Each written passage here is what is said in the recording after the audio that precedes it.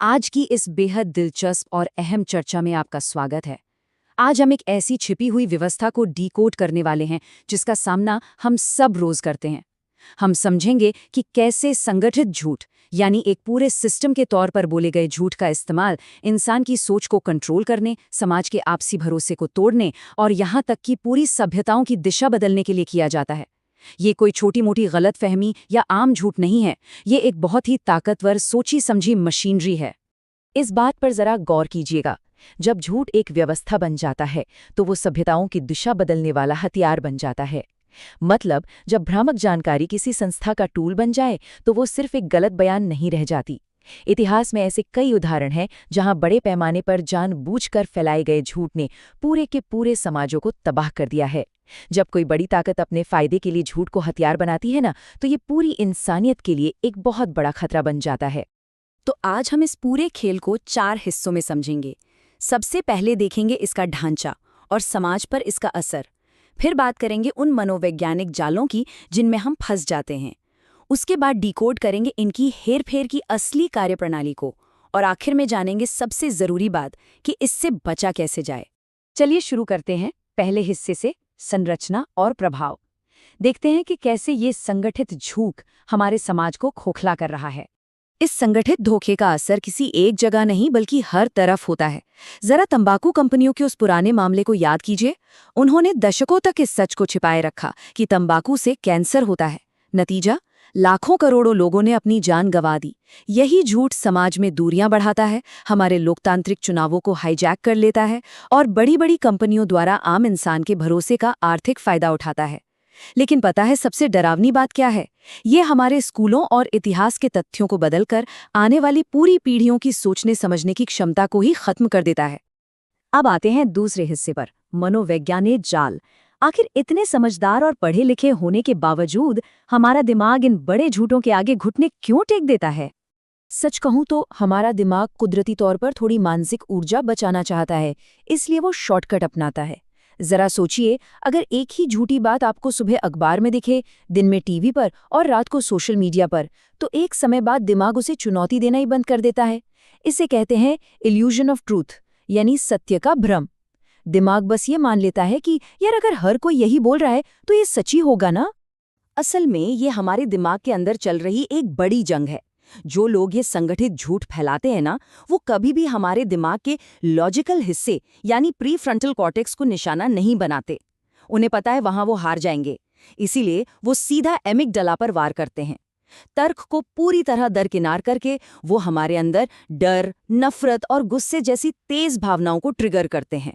और ये बात तो हम सब जानते हैं, जब इंसान डरा हुआ या गुस्से में होता है तो उसका दिमाग बहुत आसानी से हेरफेर का शिकार हो जाता है।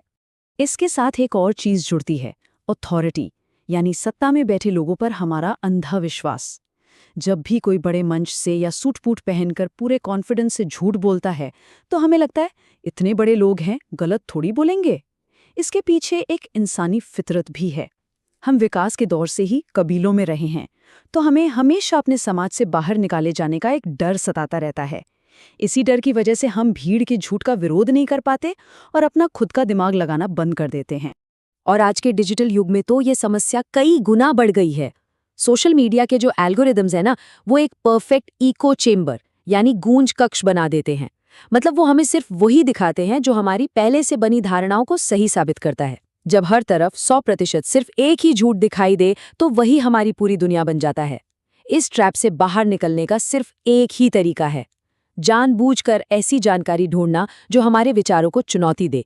हमें अपनी इन्फॉर्मेशन डाइट में वैरायटी लानी ही होगी। लेकिन क्या होता है जब आखिरकार हमारा सामना असली सच से हो जाता है? तब पैदा होती है संज्ञानात्मक विसंगति या कॉग्निटिव डिसोनेंस। ये मानना बहुत ही तकलीफदेह होता है कि जिस बात पर हम इतने सालों से यकीन कर रहे थे वो एक धोखा था। ये सीधा हमारी ईगो, हमारे आत्मसम्मान पर चोट करता है और इसीलिए अपनी गलती मानने के बजाय ज्यादातर लोग सच्चाई बताने वालों को ही अपना दुश्मन मान लेते हैं और उस पुराने झूठ को और भी कसकर पकड़ लेते हैं। चलिए अब इस पूरी चर्चा के तीसरे हिस्से की तरफ बढ़ते हैं, हेर-फेर की कार्यप्रणाली। देखते हैं कि इन संस्थाओं की वो सीक्रेट प्लेबुक काम कैसे करती है। इनकी सबसे पहली और खतरनाक रणनीति है गैस लाइटिंग। इसमें सत्ता या बड़ी बड़ी कॉर्पोरेट कंपनियां इतने गजब के आत्मविश्वास के साथ झूठ बोलती हैं कि आम इंसान अपनी ही आंखों देखी सच्चाई पर शक करने लगता है। ये एक ऐसा साइकोलॉजिकल खेल है जो वास्तविकता को पूरी तरह धुंधला कर देता है। आप खुद से पूछने लगते हैं कि क्या सच में ऐसा हुआ था या मेरी ही याददाश्त कमजोर हो गई है। इनकी दूसरी स्ट्रैटेजी है झूठ के बौछार कर देना।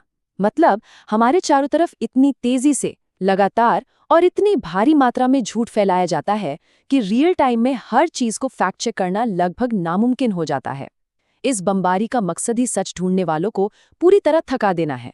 जब तक आप एक झूठ को पकड़ते हैं, तब तक 10 नए झूठ मार्केट में लॉन्च हो चुके होते हैं। और आखिर में ये इस्तेमाल करते हैं चेरी पिकिंग, यानी सिर्फ अपने मतलब की बात चुनना। ये लोग क्या करेंगे, कोई असली आंकड़ा या सच्ची तस्वीर उठाएंगे, लेकिन उसे उसके असली कॉन्टेक्स्ट यानी संदर्भ से बिल्कुल अलग कर देंगे। इससे पूरी की पूरी कहानी ही बदल जाती है। और याद रखिए, आधी सच्चाई हमेशा पूरे झूठ से कहीं ज्यादा खतरनाक होती है, क्योंकि लोग उस आधे सच पर जल्दी भरोसा कर लेते हैं। तो अब सवाल उठता है कि इस सब से बचा कैसे जाए। हमारा चौथा और आखिरी हिस्सा इसी बारे में है, बचाव का उपाय और आलोचनात्मक सोच यानी क्रिटिकल थिंकिंग को विकसित करना। इस रोजमर्रा के मानसिक शोषण से बचने के लिए हमें एक मजबूत ढाल चाहिए, और ये 4 स्टेप्स वाली चेकलिस्ट वही ढाल है। अगली बार कोई भी खबर पढ़ते या सुनते हुए रुकिए और ये 4 सवाल पूछिए। पहला, ये जानकारी दे कौन रहा है, इसका असली स्रोत क्या है। दूसरा, इसमें उनका छिपा हुआ आर्थिक या राजनीतिक फायदा क्या हो सकता है। तीसरा, क्या इस बात का कोई स्वतंत्र और वैज्ञानिक प्रमाण है। और चौथा, जो कि सबसे जरूरी है, क्या ये जानकारी जानबूझकर आपके अंदर डर या गुस्सा भड़काने की कोशिश कर रही है। यही वो 4 कदम हैं जो हमें मैनिपुलेट होने से बचा सकते हैं। इस चर्चा को खत्म करते हुए बस इस एक सच्चाई पर जरूर गौर कीजिएगा, हमारी क्रिटिकल थिंकिंग, हमारी सवाल पूछने की क्षमता ही इस सामूहिक हेरफेर के खिलाफ हमारा एकमात्र हथियार है। क्योंकि जिस दिन हम सवाल पूछना बंद कर देते ना, हम एक समाज से बदलकर सिर्फ एक भीड़ बन जाते हैं। एक ऐसी भीड़ जिसे कोई भी किसी भी दिशा में हाँक सकता है। तो अगली बार जब भी आप कोई नई जानकारी देखें या सुने, तो खुद से पूछिएगा, आपका अगला सवाल क्या होगा।